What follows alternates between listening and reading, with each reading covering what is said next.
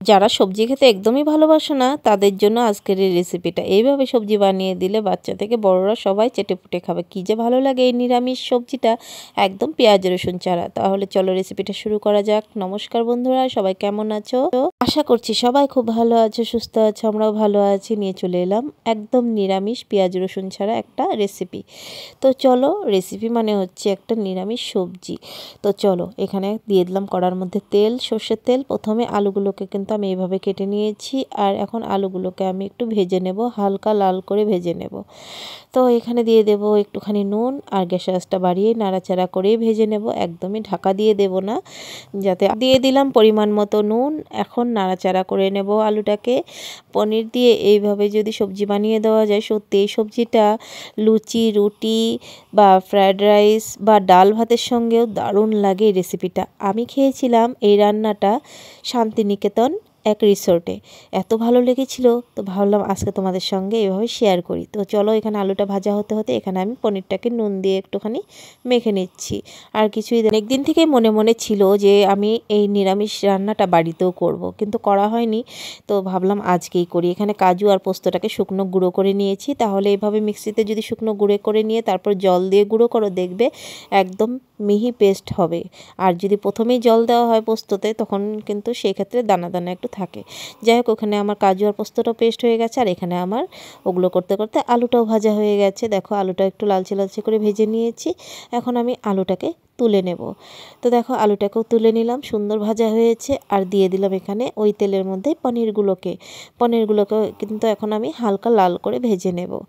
যে কোনো রেস্টুরেন্টেই খাই না কেন, কোনো কিছু যদি আমার মুখে স্বাদ লেগে যায়, সেটা আমি বাড়িতে করার চেষ্টা করি।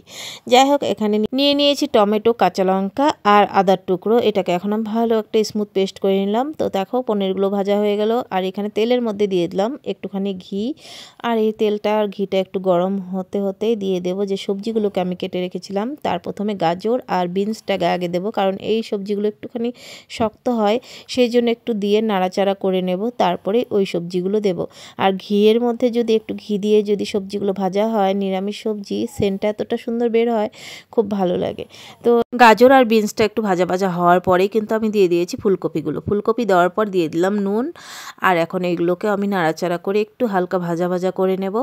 আর এই যে ঘিয়ের মধ্যে ভাজলে যে গন্ধটা বের হয়, ভীষণ ভালো লাগে। যাই হোক, এখানে কিন্তু হালকা আমার ভাজা ভাজা কিন্তু প্রায় হয়েই গেছে। তিনটা সবজি, গাজর, বিনস আর ফুলকপি। তারপর দিয়ে দেব ক্যাপসিকামটা যেহেতু প্রথমে দিলেই একদম নরম হয়ে গলে যাবে, সেই জন্য কিন্তু একটু পরে দিলেই হবে। আর আমি এখানে দিয়ে দিচ্ছি মটর, যেটা প্যাকেটের মটর হয়, সেটা তো একদম নরমই থাকে। তো সেটাই দিয়ে দিলাম পরে। আর তোমরা যদি এমনি লোকাল মটরগুলো যেগুলো হয় আর কি, মটরশুঁটি, এখন তো শীতের দিন পাওয়া যাবে, সেটা কিন্তু আগে দিলেই ভালো হয়, কারণ ওইটা একটু শক্ত শক্ত হয় মটরটা, সেই জন্য আর কি বলছি। আর প্যাকেটেরটার জন্য পরে দিলাম আর কি। ক্যাপসিকামের সঙ্গে মটরটাও দিয়ে দিলাম। এখন সমস্তটা সবজি আরও একটু হালকা করে ভেজে নিলাম। দেখতেই পেয়েছি কেমন করে ভেজে নিয়েছি। আলুগুলো যে আগে ভেজে তুলেছি, সেই সবজি মানে সেই আলুর মধ্যেই আর কি সবজিগুলোকেও রেখে দিলাম। এখন কড়ার মধ্যে আরেকটু তেল দিয়ে আর একটু ঘি দিয়ে দিলাম। দেওয়ার পর এখানে দিয়ে দেবো ফোড়নে আমি শুকনো লঙ্কা, একটুখানি ছোট ছোট করে ভেঙে নিয়েছি শুকনো লঙ্কাটা। তারপর দিয়ে টমেটো, কাঁচা লঙ্কা আর আদাটা যে পেস্ট করে রেখেছিলাম, সেই পেস্টটাকেও দিয়ে দিলাম। এখন দেওয়ার পর একটুখানি ভালো করে মিক্সির মধ্যে ধুয়ে, মিক্সির মধ্যে লেগেছিলো সেটাকেও, জলটাও দিয়ে দিলাম। দিয়ে এখন ভালো করে কষিয়ে নেব, মানে একটু ভাজা ভাজা করে নেব, নইলে কাঁচা একটা গন্ধ করবে। এর মধ্যে দিয়ে দিলাম লঙ্কার গুঁড়ো, বাস আর কিছু মশলা দিতে হবে না। এখন ভালো করে কষিয়ে নেব। তো দেখো, কষানো কিন্তু হয়ে গেছে, তেল ভেসে উঠেছে। কাজু আর পোস্তটা যে আমি পেস্ট করে রেখেছিলাম, পোস্ত আর কাজুর পেস্টটাও দিয়ে দিলাম। তোমরা কাজুর বদলে কিন্তু এখানে চারমগজও দিতে পারো। যাই হোক, এখানে দেওয়ার পর একটুখানি ভালো করে আর একটু নাড়াচাড়া করে কষিয়ে নেব সমস্তটা একসঙ্গে। আর এই নিরামিষ সবজিটা সত্যি একবার যদি কেউ খাও, বলতেই হবে আর একবার বানাতে হবে, কারণ নিরামিষ দেখবে বাচ্চারা তো এমনি সবজি খেতেই চায় না, এইভাবে বানিয়ে দিলে সুন্দর খেয়ে নেবে। যেরকম আমার বাচ্চারা কোনো সবজি খেতে চায় না, এইভাবে বানিয়ে দিয়েছি, সুন্দর চেটেপেটে খেয়ে নিয়েছে। এখানে টক দই একটু নিয়ে নিয়েছি, আর এটাকে একটু ফেটিয়ে নিচ্ছি। আর ভেবো না বাটির মধ্যে ওটা কী দিয়েছি, ওটা কিছু না, ওটা আলু ভাজা তুলে রেখেছিলাম, তো সেই তেলের মধ্যেই টক দইটা রেখেছিলাম, সেই জন্য। আর এখানে দেখতে হবে নিচে যাতে লেগে না যায়। তো এখানে একটু কিন্তু মশলাটা ভালো করে কষানো হয়ে গেছে। তারপরে ফেটানো টক দইটা দিয়ে আর একটু বাটিটা ধুয়ে জলটা দিয়ে দিলাম, যাতে দইটা না ফেটে যায়, সেই জন্য গ্যাসের আঁচটা একটু কম করে নিতে পারো। আর নাড়াচাড়া করলে কোনো কিচ্ছু হবে না। তো দইটা দেওয়ার সঙ্গে সঙ্গে ভালো করে নাড়াচাড়া করলে কিচ্ছু হয় না। তো দইটা দেওয়ার পরে কিন্তু আরও ভালো করে একটু কষিয়ে নেব আমি। আর এই মশলাটাই হচ্ছে মেন সবজিটার জন্য। তো দেখো এখানে বলক উঠে গেছে, মশলাটা প্রায় কষেও এসছে। দিয়ে দিলাম একটু পরিমাণ মতো নুন, যেহেতু সবজির মধ্যে নুন দেওয়া হয়েছে মশলার মধ্যে আর একটু নুন দিয়ে দিলাম। যেহেতু মশলার মধ্যে কোনো রকম নুন দেওয়া হয়নি তাই একটুখানি দিয়ে দিলাম। আর এখন মশলাটা কষে এসছে, সমস্ত সবজিটা কিন্তু মশলার মধ্যে আমি দিয়ে দিলাম। দেওয়ার পর এখন সমস্ত সবজির সঙ্গে আমি সুন্দর করে মশলার সঙ্গে একদম কষিয়ে নেব। আর দেখো দেখতে কি ভালো লাগছে না, বিভিন্ন কালার, কি সুন্দর লাগছে দেখতে, দারুণ লাগছে। তো মশলার সঙ্গে সমস্ত সবজিটা একদম মিক্সড করে নেব আর দিয়ে দেব একটু সামান্য চিনি। চিনি দেওয়ার পর আরেকটু আমি ভালো করে নাড়াচাড়া করে নেব।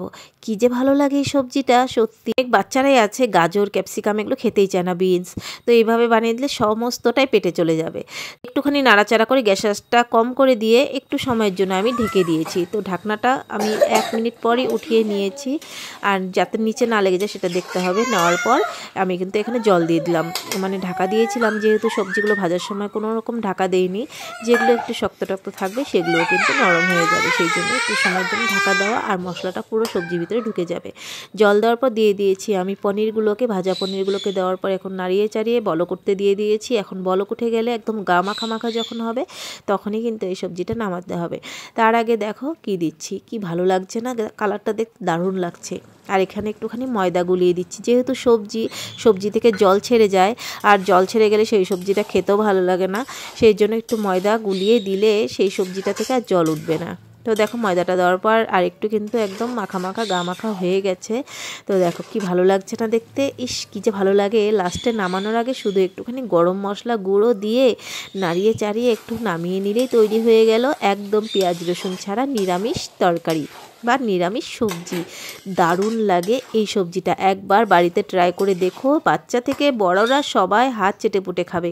কী যে ভালো লাগে। এই সবজিটাকে নামিয়ে নিলাম, দেখো গরম গরম লুচির সঙ্গে দারুণ, জাস্ট জমে যাবে। লুচি কেন, রুটির সঙ্গেও তো ভালো লাগবে, বা ডাল দিয়ে ভাত মেখে তার সঙ্গেও এই সবজিটা ভালো লাগবে। আমি তো রেস্টুরেন্টে সেইটাই করেছিলাম, মানে ডাল দিয়ে ভাত মেখে আমরা যখন গিয়েছিলাম শান্তিনিকেতনে তখন তার সঙ্গে সবজিটা কী যে ভালো লেগেছিল। আর একদিন পরে খেয়েছিলাম রুটির সঙ্গে, সেদিনও খুব ভালো লেগেছিল।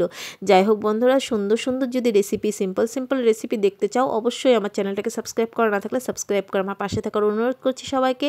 যারা ফেসবুক পেজ থেকে দেখছো তাদেরকেও বলছি, ফলো করা না থাকলে ফলো করে আমার পাশে থাকার অনুরোধ করছি। আর ভিডিওটাকে প্লিজ একটা করে লাইক করে দিও সবাই, তাহলে সুন্দর সুন্দর রেসিপি তোমাদের সঙ্গে আমি শেয়ার করতে পারবো। তো চলো এখানে একটুখানি লুচির সঙ্গে আজকে এই যে নিরামিষ একদম সবজিটা, যেহেতু শনিবার একটু এইভাবে নিরামিষ সবজি বানিয়ে দিলে মনেই হবে না নিরামিষ দিনে নিরামিষ খাচ্ছি না কি খাচ্ছি। তো চলো এখন মুখে দিয়ে নিই টপাস করে। তো কেমন লাগলো ভিডিওটা জানিও কিন্তু একবার। ওয়াও, জাস্ট দারুণ। চলো একবার ফ্রায়েড রাইসের সঙ্গেও দেখিয়ে দিই। তো দেখো ফ্রায়েড রাইসের সঙ্গেও দারুণ লেগেছে। তো ভাবলাম যখন খেয়েছি, এটা দুপুরে খেয়েছিলাম আর লুচিটা খেয়েছিলাম রাত্রে, দারুণ লেগেছে।